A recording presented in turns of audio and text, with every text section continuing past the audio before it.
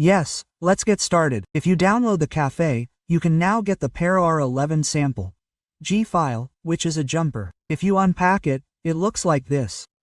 Now, if you run the Popcorn ID, I'll try again from scratch. Then, you'll see that it's configured to connect to the current development server. You can also see the development ID you're using. I also explained the path. So, the instructor is using the Popcorn teacher, and you can also access the development ID I'm using. So, the company has created a development ID that can be used in code. The actual container runs on the server. Why is this necessary? To briefly explain, this is called infrastructure as code. It means that you develop on a development server. Of course, that company's products can now be installed on a personal PC without a development server. But why have a development server? The reason for having a development server is so that I can develop multiple applications. For example, let's say I want to develop a game for Android and another for iPhone. The source code is the same, but the SDKs for Google and iPhone are different.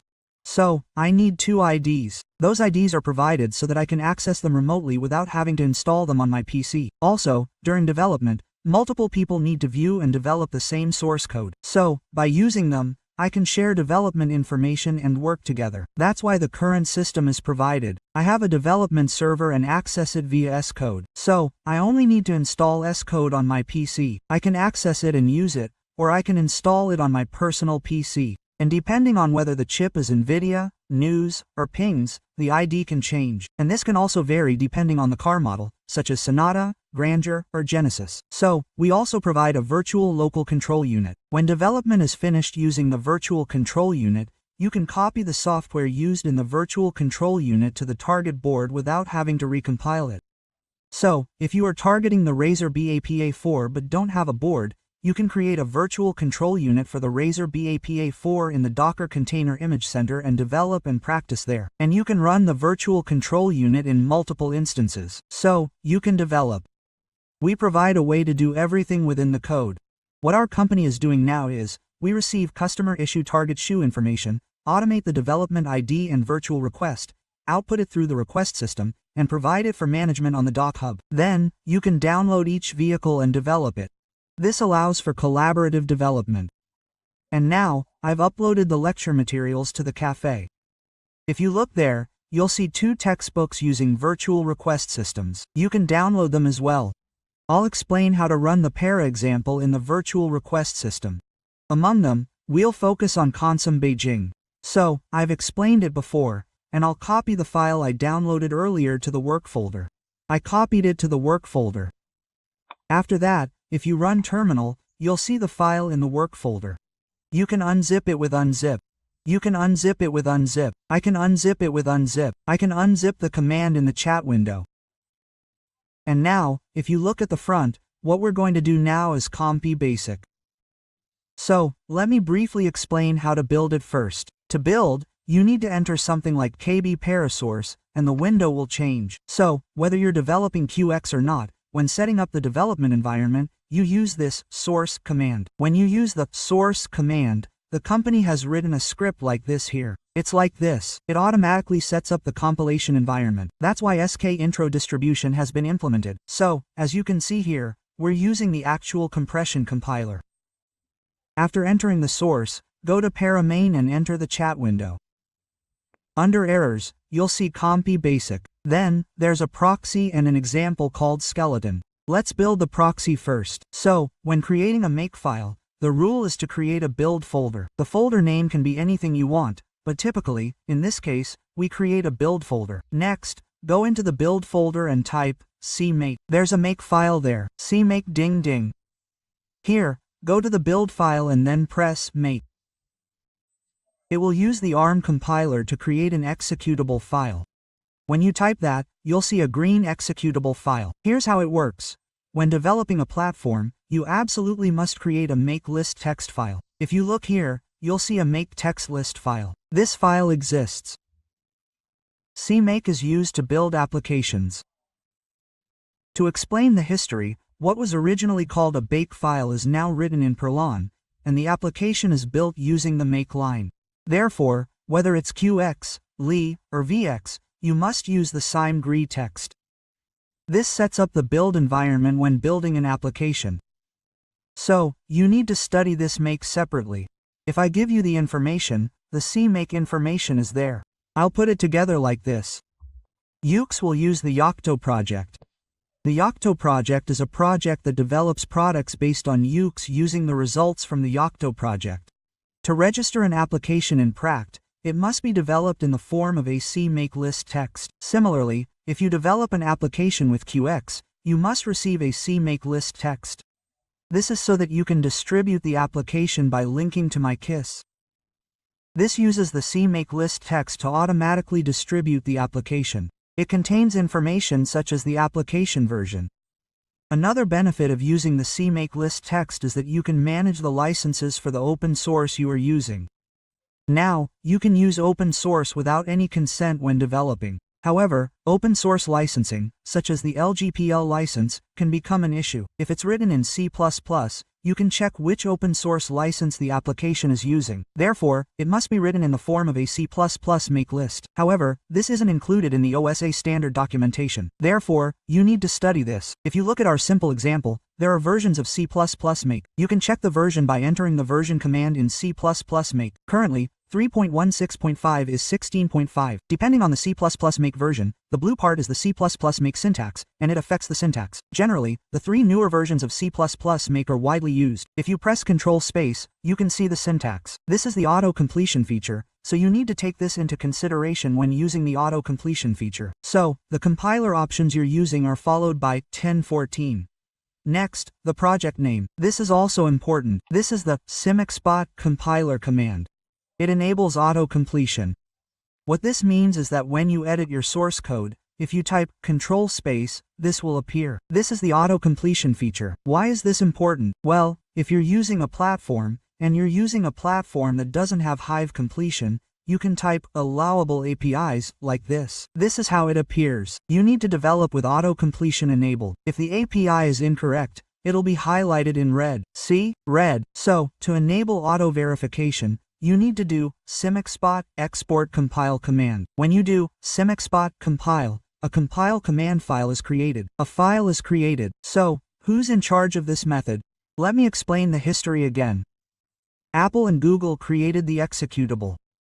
Why? They have their own smartphone app stores, right? Back then, many apps were developed at a 10% discount. So, for critical applications, Apple and Google developed executable for a long time to incorporate features like auto-completion and code verification.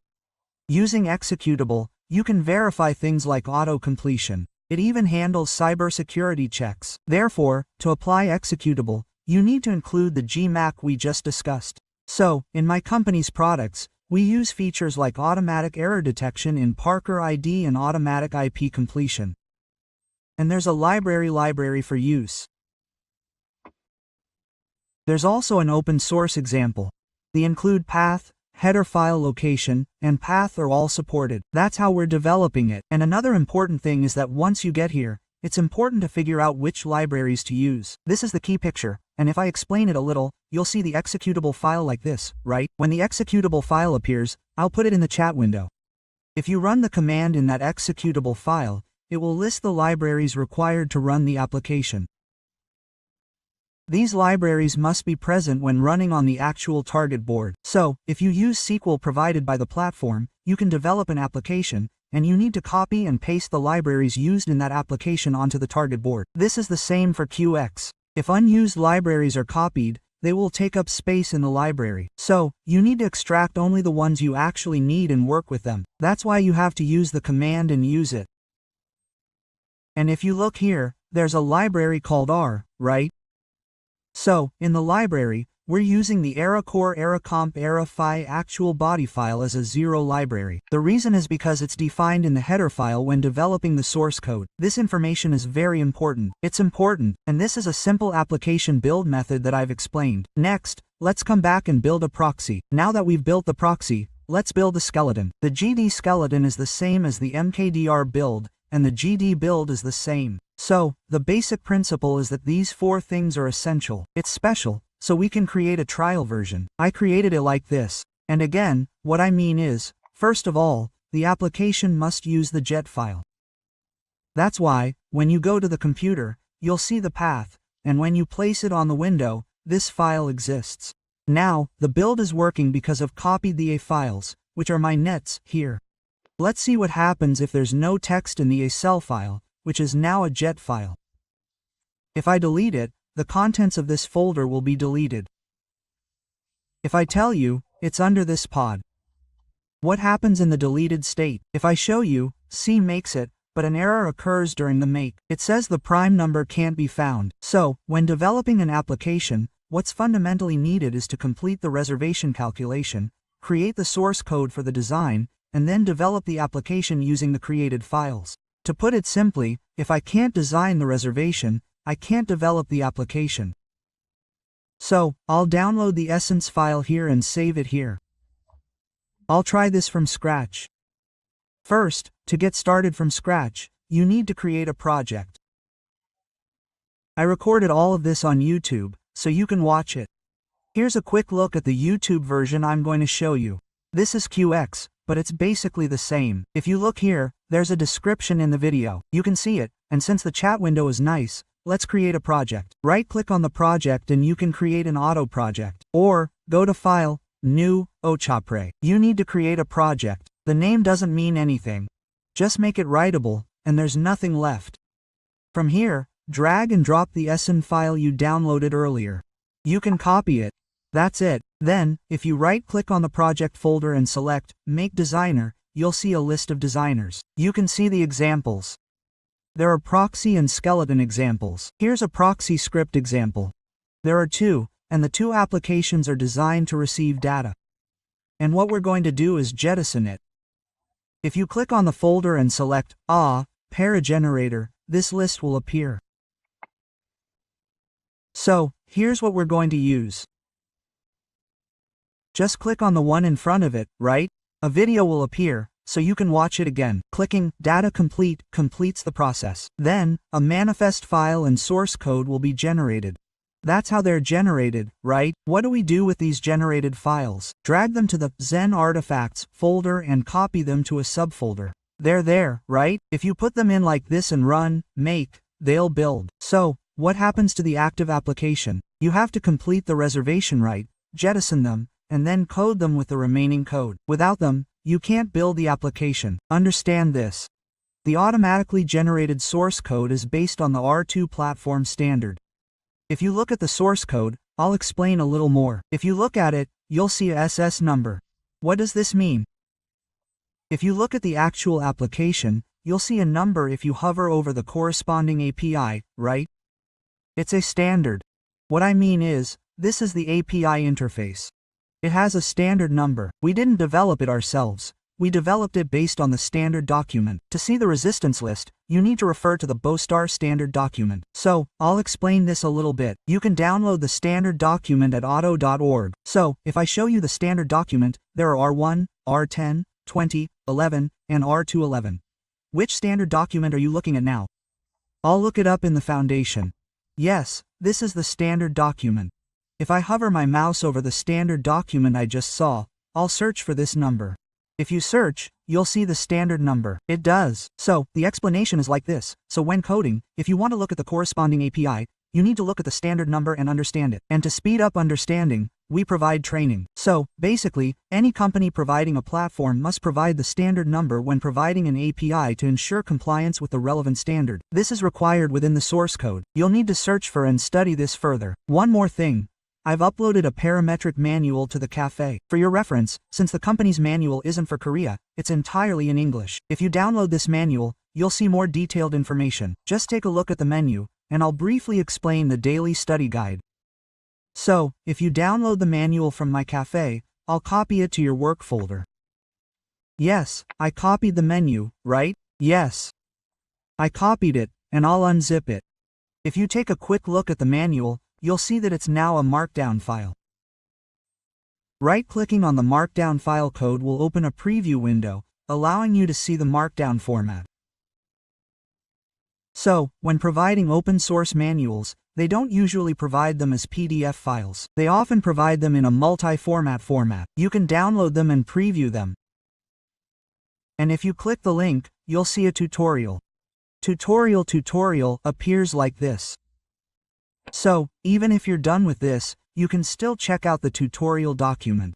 If you point me to the location, you can see the tutorial here. You'll need to check out the tutorial, and if you do, you'll find a more detailed explanation. It's there. There are also application implementation details and other details. I'll also share the actual example source code in the tutorial here. As you can see, the most difficult part of doing AUTOSAR is writing reservations. Writing reservations. I consider writing reservations to be the most difficult part. For classic platforms, 70% of the overall AUTOSAR development work is writing reservations, with 30% being coding. For ultra platforms, 30% is design. Each company is different, but typically, automakers design AXM files. I'll explain the A-level architecture, but is it good? Typically, OEM automakers design. What is the Internet Architect application, AA? The AA active application, AA, is the initial draft for the application. Now, the design is done. Then, the tier AA application is designed. After that, the software company implements AA in 10 minutes today. Typically, this is the scenario we develop. In reality, I work for an automotive company. I work for T1. Since I work for a software company, my work is different, and unless I work for a static company, I don't do network design. Now, I do network design. What this means is, if you do it through a proper process, you don't do it. But the important thing is that there's no place in Korea that provides network design training. That company is probably the only one, and T1 needs to be able to do application design. And software companies like ours do cipher coding. So, typically, T1 performs generator tasks. That's the structure, or, the car itself does it all. So, if you're working in the automotive industry, you need to be able to do everything. These days, internal design is the trend. It's a trend, so some automakers are doing everything without software or hardware. So, what's the most difficult part of the job? Auto design is the most difficult. Why? Because there's no training. So, the reason is that, even if you look at the actual car parts from the beginning, performance varies depending on the design. Performance varies. Performance. What performance? CPU usage and upgrading vary depending on the design. That's why level learning is the most important. Whether it's an auto system platform or an external platform, the three most important things are reservation calculations. So, we'll be training you for 7 days, and the most important thing you should focus on is air design. And the biggest issue with Ultipole is the lack of high-end compatibility. I developed it with R211 and completed the master's and doctoral degrees, but now I'm about to join the company. It's R22 to 11. Then, the access design methods you previously learned won't be helpful. You'll have to study them again. Therefore, mastering the study method is most important. So, if you come back to it, you'll see that when you design, you have to design. First, what I explained today is that if you don't design at the reservation point and then enter the data, you can't develop the application. Why? Because compilation won't work. And after designing, you have to run it on the target board. I'll explain this later. For today, I think you just need to look at it. Next, what I'm going to show you is that if you enter coffee PS, all the user's container images will appear under that ID. What I'm going to do next is run a virtual machine. A virtual machine. I've created a teacher, Ishio. After you close it, if you go to the cafe, you'll find training materials explaining how to implement a virtual J. Let me explain this briefly. You might be a little confused because you've never seen anything like it before. If you look, you'll see that if you execute this command, it's already set up separately. This is the virtual area of Raji Wi-Fi. It's not ours, but rather, it was created by Raji Wi-Fi. We imported the Raji 4 image from the doc image. You don't need to download it after importing it. It's already set up on the DAI server. What do you need next? This is important. Since you're sharing this information with your ID, the name is important when creating a virtual J. If the name is the boss, it won't be created. So, I created one with self-revision. You need to use a different name. For reference, you can create one by entering it in the chat window. The key point is that you must enter your username. This is because you're all sharing the same space, so it's difficult to create your own. What do I do next? You can connect to the virtual machine. So I connected like this. If you enter it in the chat window, then here is the actual image of the ARM CPU-based Ratify board. So if you enter UNIA and Virtual City, what will appear? This is the use using the hint C city. This has been a restricted feature in Doco since last year. Originally, Doco couldn't run the container on an Apex Paris PC. It couldn't be done, but since last year, as Doco technology has advanced, it's possible to install Apex BS images on Apex x86 PCs. You can use this as a virtual machine. Yes, I'll bring the bottom, and I'll do this. I'm going to copy this now, and I'll tell you. The password for the account I'm using, teacher, is the same password you gave me. You can copy it from your PC. I'll tell you the password in the chat window. You can copy it. This is a pre-built version of IP Basic. It's built, and the folder structure is set up so that it can be run on the virtual machine of the target board. I'll unzip it now. What I'm going to show you is the folder structure that actually runs on the target board. The key point here is that the library is included here. This is how it works. I uploaded the information on the cafe, and if you look, I'll explain it in more detail. When creating a virtual network, there's a network breach step in the doc. What this means is that if you create a virtual machine, you can assign a specific fixed IP. This is because when you put the actual IDRAY reflected electrical components into an actual vehicle and implement the issues reflected in the platform yesterday, you have an IP number. Yes, when testing in a virtual machine, you have to create a virtual machine by specifying an IP address. You can create multiple tasks. So, after creating multiple issues, you can send them to a virtual network. You can create a virtual network using a doc. I won't be practicing this, but you need to host it first. You can mount a specific folder in the virtual machine to a folder on your X-Paris PC. You can do this using a doc volume. So, using a doc, you need to be able to create both a network and a volume. This makes development incredibly convenient. Next, when running the Doco, you can float the IP address and set a floating fixed IP. Also, when creating the volume, you can share it with the SAPC. You can share it. Then, later, you won't have to copy it to the home folder every time the application changes. Since the folder is shared, you don't have to do that. You can disband the IP. Next, what happens in the actual target issue? Once you build, this is the build. After building, since it's distributed with the reverse SDK, you don't need to enter the para route with this spot. You don't need to use this, so you can build like this. After the build is successful, the executable file is created. And now, once the executable file is created, it needs to find the library that this executable file needs. After finding it, you can set the rival path arbitrarily. What this means is that you're not creating a production application right now. It's an application in development. If there are applications in development, multiple applications will be uploaded at once. This can lead to overlapping libraries. If there are overlapping libraries, there's no need to copy the same library twice. And if there are libraries that don't overlap, then you need to extract them separately. So, library work will be done later, when mass production begins. Since we're not doing it now, we just copied and pasted them randomly into the live folder. The product structure, as described in the manifest file, requires that folders be in lowercase letters. The executable file must be located within this empty folder. This is a limitation of our company's product. Other companies have similar limitations. So this folder doesn't go to a single file. If I were to explain it a little, this could be confusing, but in this demonstration, for example, let's say a folder is created with R211, like PopcornSAR. Yes, PopcornSAR. And what else is there? Well, the set platform company. The platform company could be PopcornSAR company with R21. PopcornSAR company. Yes. Then, in the PopcornSAR folder, you can put the library that PopcornSAR company uses and the implementation file that PopcornSAR company uses. You can put the implementation file in. Next, there's a company that has a platform form called R2.11. In R2.11, there could be a library created by a company called V, and then there's also a C file created by V company. What this means is that the actual entity of the platform form is the library and the implementation file. The library implementation file is the platform form. The Flash platforms are different, and in ES, there's a manifest file, an adapt platform library, and then there's this. I'll put it in the instructions window. What I mean is, this is the end of the T-Plum body. The holder contains the library, manifest file, and implementation version. If this is copied to an Android phone, it supports the T-Plum platform. And if this is copied to a regular Windows PC, it becomes the T-Plum platform. So, you can see that the hardware and software have been released.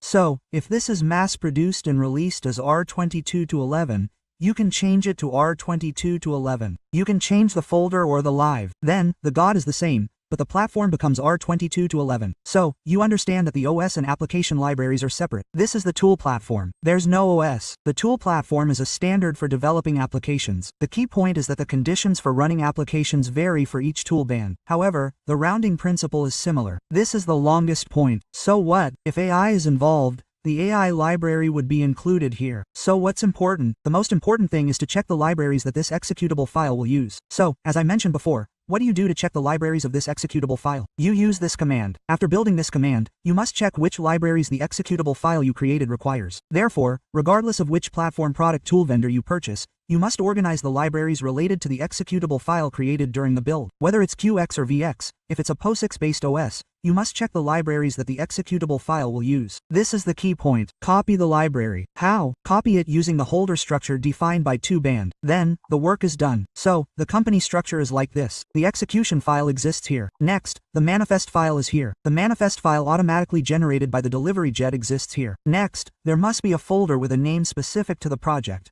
such as Aerocom or CM. It must have the same name, and the log file is recorded. Next, the library folder can be located anywhere the user desires. So, when running the application, the structure is divided like this. You can use the command as shown in the diagram to run the application. This is how it's run. So, I'll run it once. So, I've just looked at this. Next, if you type in history, like UX, you can see the command you previously entered. Yes. So, using this, I'll connect to the virtual machine. Connected, right? Where am I going to copy this? I'll copy it to the home folder. Home folder. Yes. Home folder. Yes. Yes. I'll take revenge on everything. So, what I did next is, there's a command in the doccp. I'll use the command to copy the THAAD file to the home folder of the issue I created. You can easily copy files using the doc command. I copied it. After copying, I reconnected and came back. If you go to the home folder, you'll see this. It will be unzipped. For reference, even if it's Queens, it will be unzipped. Unzipped, right? There's the execution file here in the home folder, right? Now, what we're going to do is, we're going to type this into the chat window. In the example I just used, I copied it to the home server. Here's a feature of that company's product. First, the root folder location, as I mentioned earlier. Next, the library location to be used. Since this is currently in the development phase, I've included it like this. Once mass production begins, neither of these will be necessary. For reference, I've actually inserted this on top of the virtual controller. So, I copied it. Next, I go to the empty file and run CM first. There's no library boost file. If you look here, you'll see there's no CD-ROM drive boost file. That's because, as I mentioned earlier, if you look here, you'll see that read DCM is being used. Yes, but that file isn't in the library right now. So, where is this file? You can search for it in SK, in STK. So, I'll check STK again. Is there an STK? Well, there is an STK here. Then, go to CD, go to STK, and use find name to find it. Did you find it? So, I need to find the library I'll use. I can find the library I created, but in the case of AI, it includes libraries created by other companies, so I don't know how much of my executable file uses live. So, I have to check it using two commands. I'll copy this using the doccp command. Then, age. Yes. Then, I found it above and copied it. If you type ls here, it's copied. So, as you can see, copying with the doccp command is easy. Yes, it is. Now, let's run CM again. First, to run it, I'll run the virtual machine twice because it's receiving and receiving data. Twice, right? Because I need to show the exchange, I ran it twice. If you open a new window, you have to reinsert it as well. You can see that I connected to the same virtual machine twice, so I'll run CM in the background. The background image line will run in the background. When you run it, it says the library is missing. I bought it again earlier. First, you need the library in fairy form. You should know that now. I'll explain it to you. So, first, it has a specific folder structure. And here, the manifest file is included. What this is, it copies the manifest file generated by the generator and operates like this. So, first, try building with the generator.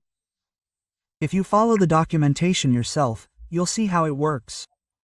Yes, it will. Just read it once, and it works like this. There's also a dock restart ability tool. The reason this is necessary is because it's necessary to turn off the virtual machine issue. Even if you turn it off, the copied content will not disappear. So, I can test how the application works by first turning it off and then running it, or I can create a test scenario.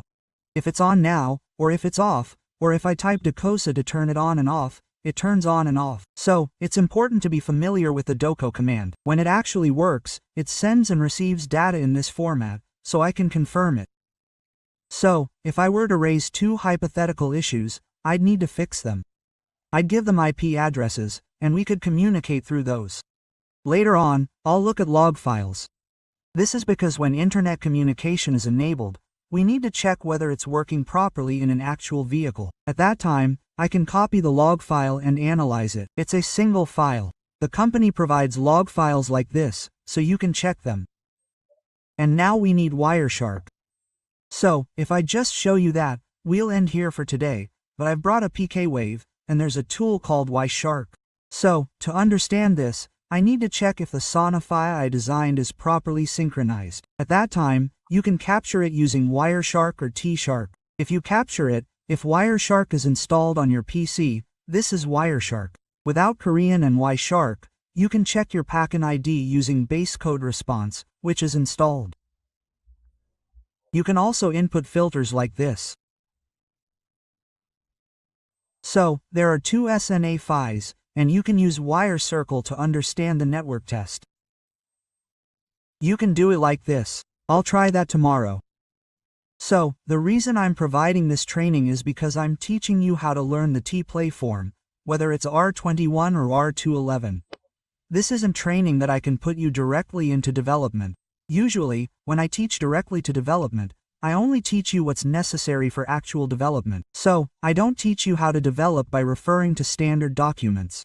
However, since you need to continuously study new platforms as they come out, I'm focusing on what you can use for development. And in the case of Wireshark, if you have PKPy in Westcode, you can see it, so you can confirm that the communication you want is being received correctly. There's also a feature that allows you to view more detailed log data. This is a company-specific feature. So, as you can see here, there's a developer mode function. What this means is that AU is now functioning properly, and the Jackman test fault doesn't occur when executing. Therefore, A's assertion is functioning properly. However, the problem is that the surface communication isn't working properly. So, after casing the application, we need to capture its preprocessing to determine which communication is not being transmitted properly. When capturing the package, we see that there's one. Because each package is individually processed, we provide a feature that allows us to trace it. This feature allows us to identify the part that isn't working. To put it simply, this is the manifest file. You can modify the logo test file here. The original purpose of the enhancement is to use it exactly as designed in the reservation system. However, if you don't have enough skills to reach the reservation system, you can modify the manifest file directly. However, during actual development, you may find yourself modifying it yourself. We'll explore that later. That's all for today's class. Okay, let's end it here for today. Okay, thank you for your hard work.